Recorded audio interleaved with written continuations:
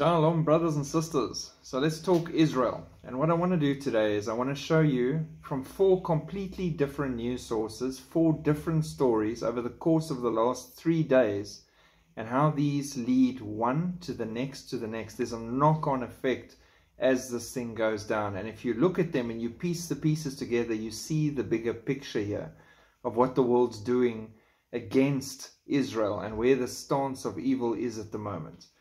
So, number 1, Republicans doubled down on Israel's support. Democrats become even more anti-Israel. Trump warned that Israel is under siege politically. Today there is a revolution against Israel within Congress. The Senate is not what it used to be, but at least it's still there. But in Congress, they hate Israel with a passion. They've convinced a lot of people that Israel is a bad place with bad people. Something has to be done. If this had been 10 years ago, they would have been sanctioned, even some Jewish congressman. Schumer is not good for Israel. After 2.5 years in office, Biden has yet to invite Israeli Prime Minister Netanyahu to the White House. Netanyahu was re-elected 6 months ago, and the snub is conspicuous.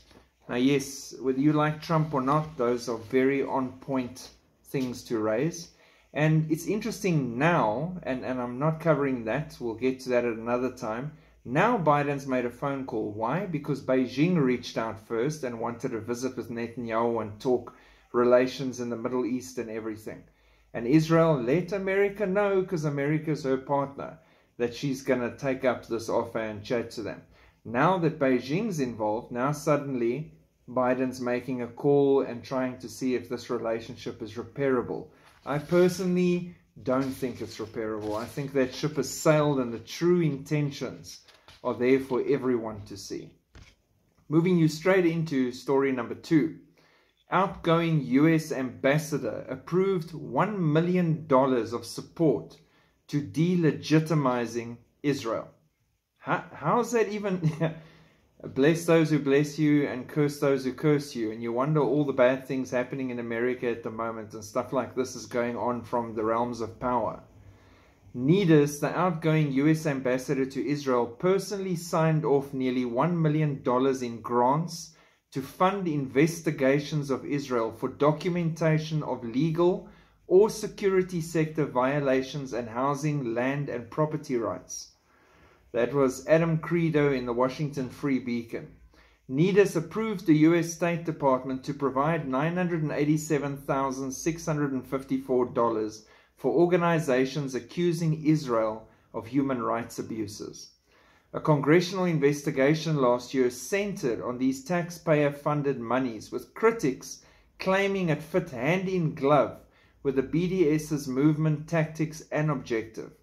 As a policy matter, it is wholly unacceptable for the State Department to fund NGOs to delegitimize and isolate Israel. At the time, Senator Ted Cruz said that the Biden administration was using American taxpayer money to subsidize the international NGO campaign to demonize and isolate Israel. These funds also went into all these protests you're currently seeing against the judicial reform.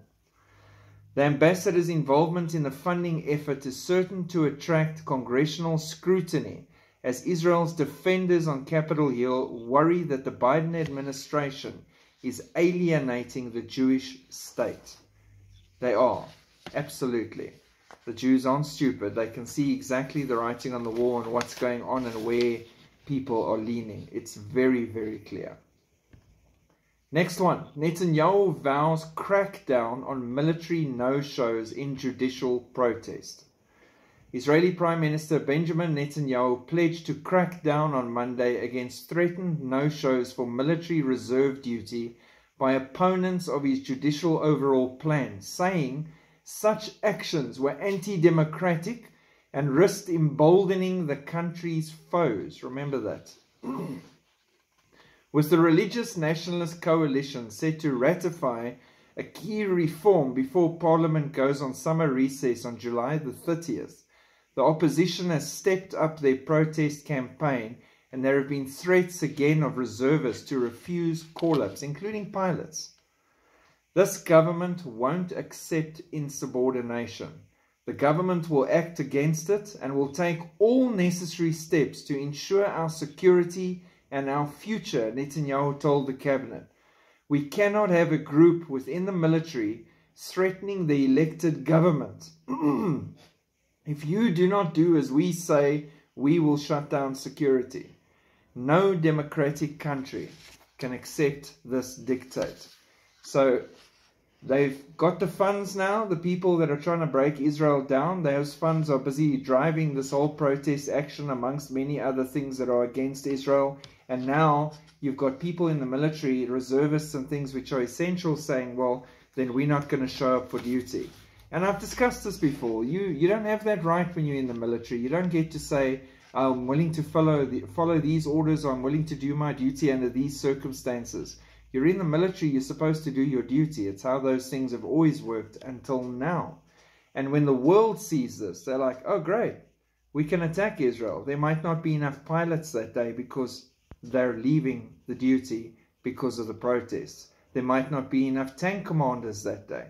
All these things slowly but surely add up, which will bring me to the final story that links it all together for you. So that brings me to the third story. Hezbollah gearing up for a showdown with Israel. Under the guise of the battle over an Israeli border barrier, the Lebanese terrorist group aims to preserve its option of invading Galilee, while serving Iran's interests and establishing a foothold in Syria. Hezbollah's leader Hassan Nasrallah is promoting the deployment of his forces along the border, with over 30 observation posts in place already. Lebanese sources suggest the group is readying itself for a prolonged conflict with Israel, which it believes is gradually accepting new rules of engagement set by Nasrallah. Recent incidents include a tent that you've heard about, manned by 3 to 8 Hezbollah terrorists in an area south of the border but north of an Israeli security barrier near Mount Dov. Here the border converges with Syria. They put this tent up on the Israeli side. The tents are a few hundred meters from a Hezbollah border outpost on the Lebanese side of the border. The encampment is not near any Israeli community but is in an area where the IDF regularly operates. On Saturday, a group of 18 Lebanese people, including one parliamentarian, crossed the border before the Israelis chased them back with warning shots. In the past week, Hezbollah managed to steal surveillance equipment mounted on an Israeli tower along the frontier. You can actually go see these video clips on YouTube. It is crazy that it was even allowed, that it even happened. As tensions escalate, Lebanon has backed Hezbollah's claims, rejecting any negotiations with Israel over the border.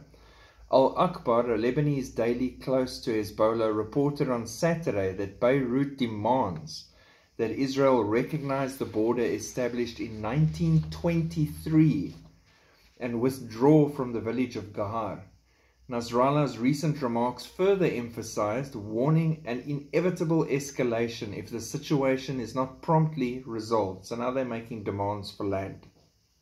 Hezbollah has in the past year constructed no fewer than 27 military posts all along the border in preparation. Hezbollah perceives Israel's social divisions over the government's judicial reform initiative as a sign of weakness. Add to that military personnel refusing to come when they need to come. Add to that the chaos in the streets and the split that seems evident taking place in Israel, and they smell blood in the water and weakness, and they think now's the moment that they can rise up and crush Israel when she's not looking. And they're preparing.